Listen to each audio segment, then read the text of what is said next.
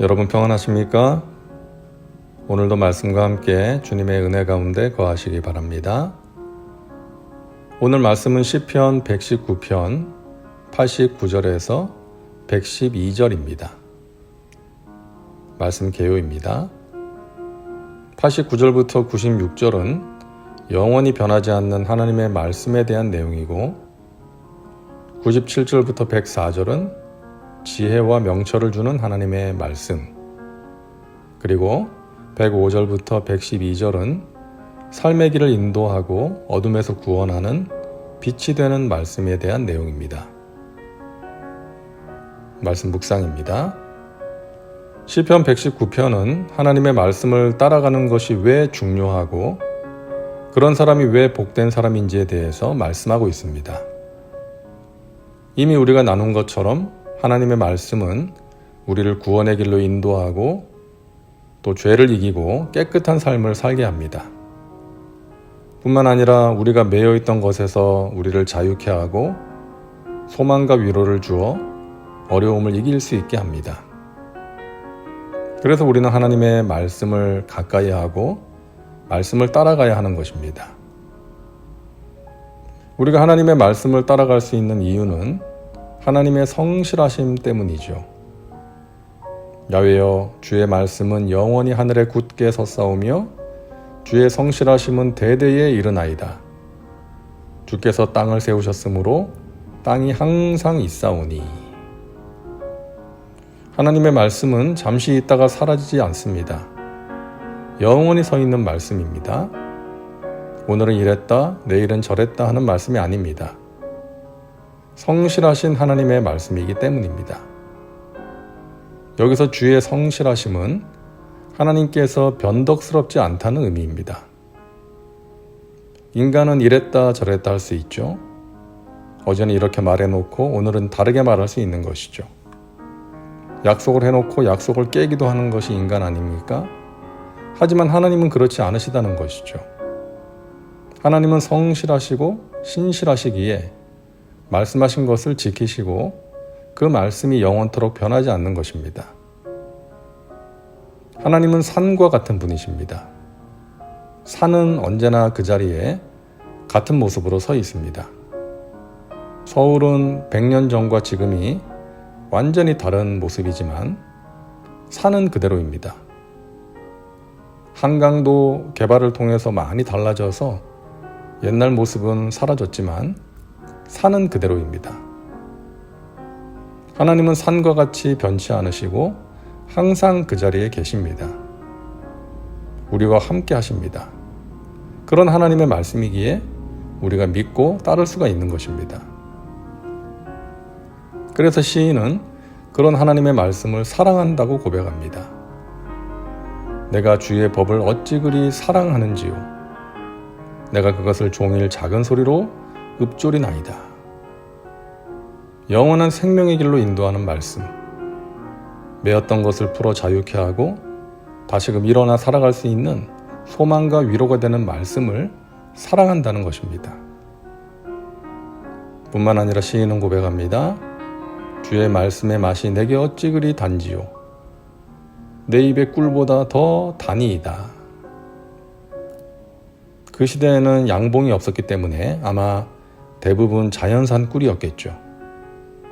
그래서 양을 치다가 벌들이 만든 자연산 꿀을 발견하면 그날은 기쁘고 좋은 날이 되는 것입니다. 그래서 양들을 데리고 다니면서 그런 꿀을 발견하기를 기대했을 것이고 그러다가 발견하면 무척이나 좋아했겠죠. 그리고 그 꿀이 얼마나 달콤합니까? 요즘이야 달콤한 간식들이 많이 있지만 옛날에는 그렇지 못했기 때문에 꿀이 얼마나 달고 맛있었겠어요? 귀한 음식이었겠죠. 시인은 하나님의 말씀이 그런 꿀과 같다는 것입니다. 말씀을 기대하고 또 말씀의 은혜를 체험하면 그것이 자신의 영혼을 살리고 새롭게 하기 때문에 너무나 맛이 깊고 꿀과 같이 달다는 것이죠. 이 세상에 꿀과 같은 것들이 있습니다. 사람들이 좋아하고 빠져드는 것들이 있습니다. 그것을 통해서 행복을 느낍니다. 어떤 사람은 등산하는 것을 좋아합니다. 어떤 사람은 골프, 테니스, 수영, 자전거를 즐기기도 합니다. 어떤 사람은 자기가 좋아하는 커피를 내려 마실 때 꿀을 먹는 것처럼 행복을 느끼기도 합니다.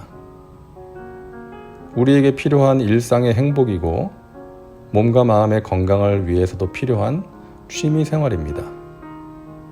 하지만 우리는 무엇보다 하나님의 말씀을 통해 행복을 느낄 수 있어야 합니다. 어떤 때는 말씀이 식상한 느낌이 들기도 합니다. 몸이 건조하게 느껴집니다. 말씀을 들으면 곧바로 깊은 잠에 빠지기도 합니다. 그런데 기대하고 사모하는 마음으로 말씀을 듣다 보면 내 영혼이 깨끗해지고 새로워지고 힘이 생기는 것을 느끼게 됩니다. 말씀 한 구절이 인생을 바꾸기도 합니다. 하나님의 말씀에 영혼을 살리는 생명과 능력이 있기 때문이죠. 그래서 시인은 주의 말씀의 맛이 내게 어찌 그리 단지요. 내 입에 꿀보다 더 답니다 라고 말했던 것입니다. 이 고백이 저와 여러분의 고백이 될 수 있으면 좋겠습니다.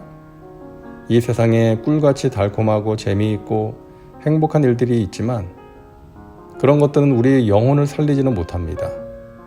그러므로 이 세상의 그 어떤 것보다 말씀에 몰두하고 말씀을 통해 하나님이 주시는 귀한 은혜를 체험함으로 주의 말씀이 꿀보다 더 달다는 고백이 우리에게서 나올 수 있기를 바랍니다. 하나님의 말씀은 우리를 인도합니다. 주의 말씀은 내 발의 등이요 내 길의 빛이니이다. 요즘이야 가로등과 건물에서 나오는 빛들로 밤에도 다니는데 불편함이 없지만 오래전에는 밤에 길을 다니는 것은 위험하고 힘든 일이었죠.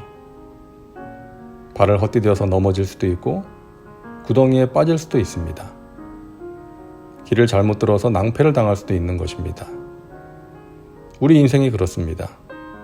우리가 가야 할 길을 잘 안다고 생각하고 갔는데 그 길이 아닐 때가 있습니다. 어디로 가야 할지 모르고 방황할 때도 있습니다. 가다가 위험에 빠지기도 합니다. 강도를 만나기도 합니다. 그러나 하나님의 말씀을 따라가면 안전합니다. 정확합니다. 그래서 우리는 항상 하나님의 말씀으로 인도함을 받아야 합니다. 선택의 기로에서 말씀을 구해야 합니다. 그러면 하나님께서는 말씀을 통해 우리에게 확신과 평안을 주시고 그것을 통해 우리가 가야 할 길을 인도해 주시는 것입니다. 하나님의 말씀에는 지혜와 명철이 있습니다. 주의 계명들이 항상 나와 함께하므로 그것들이 나를 원수보다 지혜롭게 하나이다. 내가 주의 증거들을 늘 읊조림으로 나의 명철함이 나의 모든 스승보다 나으며 주의 법도들을 지킴으로 나의 명철함이 노인보다 나으니이다. 자신의 지혜와 명철을 의지하면 잘못된 길로 갈 수 있습니다. 수치를 당할 수도 있습니다. 그러므로 우리는 하나님의 말씀을 통해 지혜와 명철을 얻어야 합니다. 우리의 갈 길을 안전하게 인도하고 우리에게 지혜와 명철이 되는 말씀을 늘 가까이 하시고 말씀의 은혜 가운데 깊이 잠겨 살아가시기를 주님의 이름으로 축복합니다. 다음은 말씀 적용입니다. 오늘 말씀을 통해 당신에게 주시는 메시지는 무엇입니까? 당신 자신과 삶의 현장에 구체적으로 적용하시기 바랍니다. 이제 기도합니다.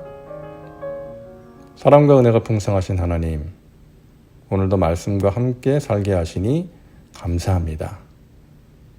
주의 말씀이 꿀보다 덜 달다는, 주의 말씀이 내 발의 등이요 내 길의 빛이시라는 시인의 고백이 우리의 고백이 되기를 원합니다. 이 세상의 즐거움보다 하나님의 말씀을 가까이 하는 즐거움을 알게 하옵소서.